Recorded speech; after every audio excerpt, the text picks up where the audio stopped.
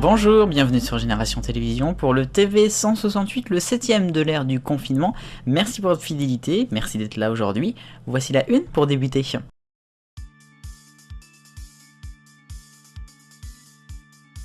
Et à la une, on parle encore du coronavirus, mais on voit peut-être le bout avec bientôt la fin du confinement, et du côté de la télévision, ça veut dire le retour des émissions inédites. Inédites pour les émissions de flux en tout cas, les jeux par exemple comme sur TF1 et France 2 qui devraient pouvoir reprendre les tournages très prochainement, avec une distanciation sociale, avec moins d'équipes et sans public. Pour ce qui est des fictions, ça sera la même chose, ça sera peut-être un peu plus long, on les verra que début juin pour les premiers inédits. Je pense par exemple à Plus belle la vie ou encore Un si grand soleil, le premier qui va être en rediffusion uniquement à partir de la semaine prochaine, Bravo France 3. Sinon, on a évidemment pas mal de choses qui vont changer, notamment pour la rentrée prochaine.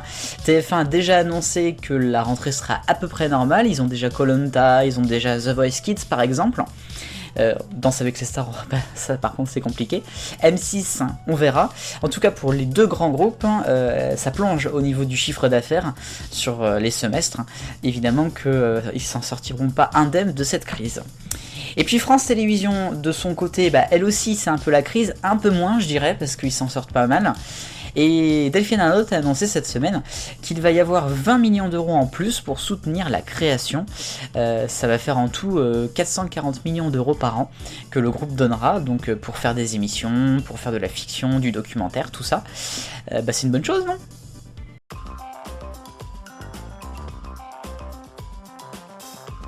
Le rayon actu maintenant, et on va parler de TF1 avec les 12 coups de midi, le jeu de Jean-Luc Reichmann. Et on a un record qui a été fait lors d'une des dernières émissions inédites en début de semaine.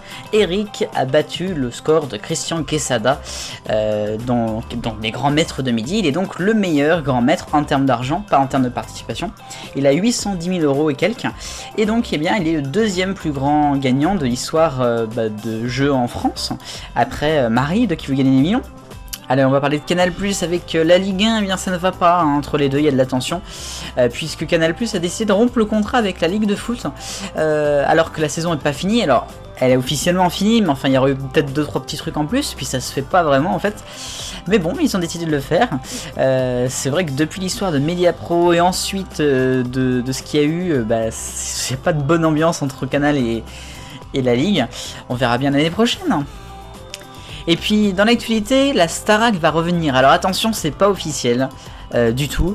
C'est le Parisien qui dit ça en fin de semaine, mais apparemment la Starac pourra revenir en 2021.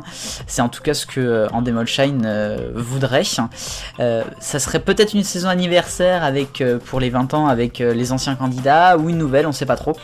En tout cas, on sait pas du tout sur quelle chaîne ça serait, mais j'espère pas Énergie 12 quand même. Ça pourrait être sympa, remarque.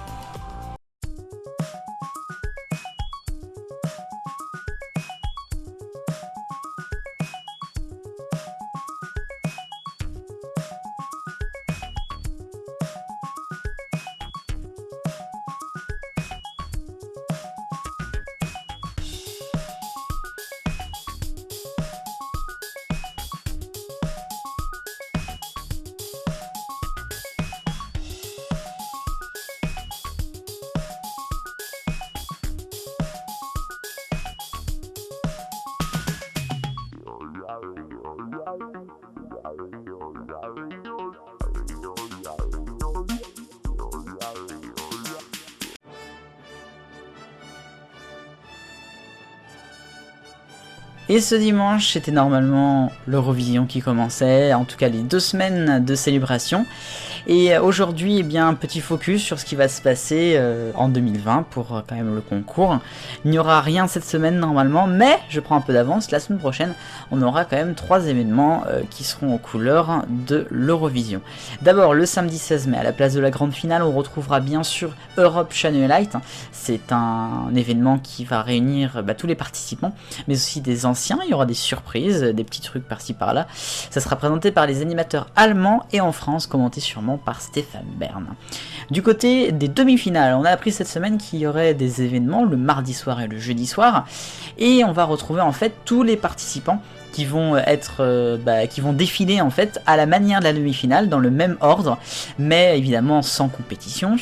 Et on rajoutera également les pays du Big Five, qui normalement eux ne participent pas à ces demi-finales, mais qui seront quand même là, donc on verra quand même de belles soirées.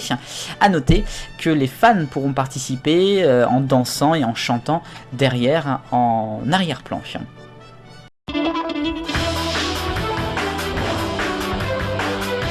Mon point cette semaine va s'intéresser à l'émission Koh-Lanta de TF1, pas l'épisode d'il y a 2 jours, mais celui de vendredi d'avant, puisqu'il s'est passé quelque chose en début de semaine avec le candidat Sam qui a été éliminé. Ça n'a pas plu à beaucoup de téléspectateurs, et il y a certains internautes qui sont allés un peu loin, puisqu'ils ont carrément fait des insultes et menacé de mort les responsables du départ de Sam au conseil. Donc il y avait par exemple 2 autres candidats qui s'appelaient Régis et Inès. Donc bon, voilà, c'est quelque chose qui est déjà arrivé, mais là ça a été très fort. Il y a eu un appel à la raison qui a été donné par Denis Brogniart, d'abord par vidéo, et ensuite c'est carrément Adventureline Productions avec Alexia Laroche-Joubert qui ont fait un communiqué et qui ont directement en fait porté plainte avec Sam et les candidats en question.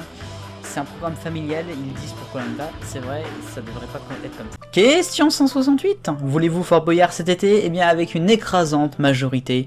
Oui, par pitié s'il vous plaît, à 50% des voix en gros.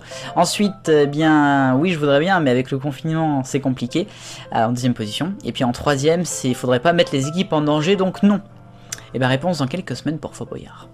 Nouvelle question, vous avez vu peut-être cette semaine, il y a eu un gros plantage de Mire sur M6, j'ai mis au début de la vidéo. Et bien pour ou contre le retour de la Mire dans la nuit, vous pouvez voter, le lien est dans la description.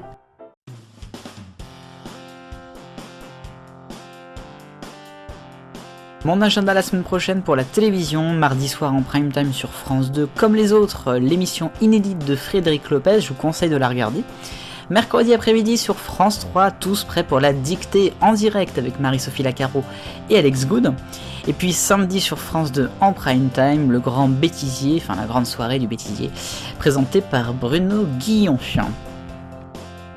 Ça sera tout pour aujourd'hui, pour ce 149e TV 168, en ce 3 mai 2020. Merci beaucoup de m'avoir regardé, et merci pour votre fidélité aussi. Si la vidéo vous a plu, n'hésitez pas à la commenter. On se retrouve le week-end prochain. Vive le bonheur, on est tous des millions de copains.